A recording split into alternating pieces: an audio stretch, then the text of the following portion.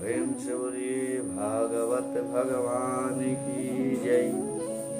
आज हम बात करते हैं परमात्मा के दर्शन किस प्रकार होता है और उनके दर्शन कितने प्रकार से किया जा सकता है।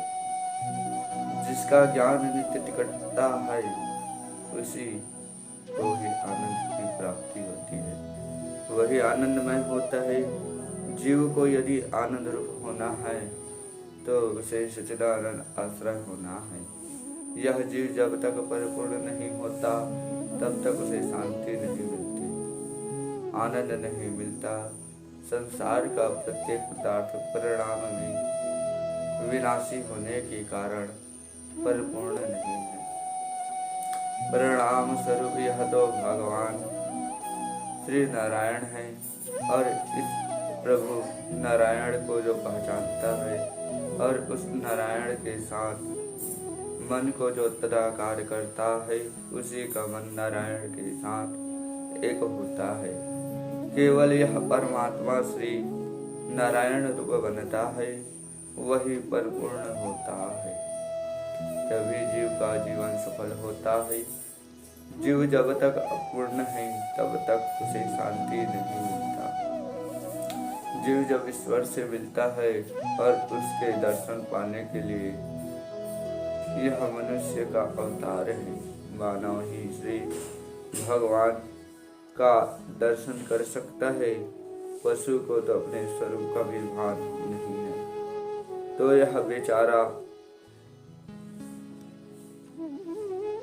परमात्मा का दर्शन करता है, उसी का जीवन जो है सफल है। यह जीव अनेक वर्षों से अनेक जन्मों से भोग भोगता चला आ रहा है, फिर भी उसे शांति नहीं मिलती है। यह शांति तब मिलती है जब जीव को परमात्मा का दर्शन मिले। श्री परमात्मा श्री कृष्ण परमात्मा के दर्शन के बिना यह जीवन जो है परिपूर्ण शांति नहीं मिलती है। दर्शन के 3 प्रकार शास्त्रों में बताए गए हैं। पहला, स्वप्न में प्रभु की झांकी होती है, यह वह साधारण दर्शन। दूसरा, हम मंदिर गए और मंदिर में मूर्ति के रूप में परमात्मा का दर्शन करें, यह मध्यम दर्शन है मेरे भाई बहनों। ईश्वर का अपरोक्ष दर्शन, सभी में ईश्वर का दर्शन करना, यह उत्तम दर्शन माना गया है। परमात्मा का अपरोक्ष सत्कार जब होता है तब जीवन सफल होता है। वेदांत में साक्षात्कार के 2 प्रकार कहे गए हैं। पहला परोक्ष ज्ञान और दूसरा अपरोक्ष ज्ञान। ईश्वर किसी एक स्थान पर माने वह परोक्ष साक्षात्कार है, और ईश्वर के बिना कुछ नहीं है, ईश्वर ही सब कुछ है। मैं भी ईश्वर से भिन्न नहीं हूँ, यह ईश्वर का अपरोक्ष साक्षात्कार है। जिसे मैं स्वयं ब्रह्मा हूँ, अहम ब्रह्मासि, ऐसा ज्ञान अनुभव होता है, उसे अपरोक्ष का साक्षात्कार कहते हैं। और ईश्वर को देखते ही ईश्वर में बनता है, तभी उसे ईश्वर का अपरोक्ष साक्षात्कार होता है। ईश्वर का ही सब में अनुभव करते करते जो उसी में एक रूप हो जाता है, वह ईश्वर के परिपूर्ण स्वरूप को जान सकता है, पहचान सकता है। और वेदांत में इसी को अपरोक्ष साक्षात्कार कहते हैं। ईश्वर जगत में किसी एक स्थान में यह ज्ञान भी परिपूर्ण है। ईश्वर सर्वव्यापक है, यह केवल एक मूर्ति में या मंदिर में रह नहीं सकते।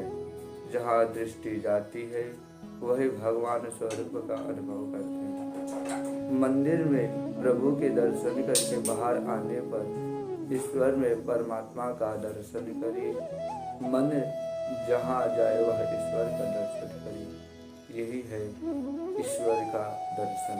मन जहाँ परमात्मा मुझ में है वही सब में है। इस प्रकार जगत जिसे ब्रह्म स्वरूप दिखता है वही ज्ञानी है। सब में परमात्मा का अनुभव करते करते उसे स्वरूप में परमात्मा का अनुभव होता है। अपने स्वरूप में परमात्मा का अनुभव होता है। परमात्मा के परोक्ष दर्शन से करता है तभी कृतार्थ होता है। ज्ञानी पुरुषों को तो अपने स्वरूप में भी भगवान दिखते हैं, यही अद्वैत है। श्री कृष्ण की लीलाएं इसलिए है कि इन लीलाओं का चिंतन करती गोपियां अपने स्वरूप में भी परमात्मा का अनुभव करती है। लीलन देखन मैं गई और मैं भी हो गई लाल। गोपियों को अपने स्वरूप का विस्मरण हुआ और कहती है मैं ही कृष्ण हूँ। अपने प्यारे कृष्ण का सब में अनुभव करती करती गोपियाँ कृष्णमय बनी। जिसे अपने अंदर में परमात्मा का दर्शन होता है वही जीव परमात्मा में मिल जाता है। अपने अंदर जैसे परमात्मा दिख जाता है तो उसके बाद वह ईश्वर में जुदा नहीं रहता, वह ईश्वर में मिल जाता है। यह श्रीमद् भागवत का फल है। ज्ञानी ज्ञान से परमात्मा का ब्रह्म प्रोक्त साक्षात्कार करते हैं, जबकि वैष्णव भक्त प्रेम से परमात्मा का अपरोक्ष साक्षात्कार करते हैं। ईश्वर जीव को अपनाकर जब अपने स्वरूप का दान करते हैं तभी जीव परिपूर्ण होता है। अब बिना ईश्वर के सारा संसार अपूर्ण है, जीव अपूर्ण है, अतः इसे शांति नहीं है। नारायण ही पूर्ण है, सच्ची शांति नारायण है। इस प्रकार परमात्मा का हमें दर्शन करना चाहिए। प्रेम से बोलिए श्री राधे।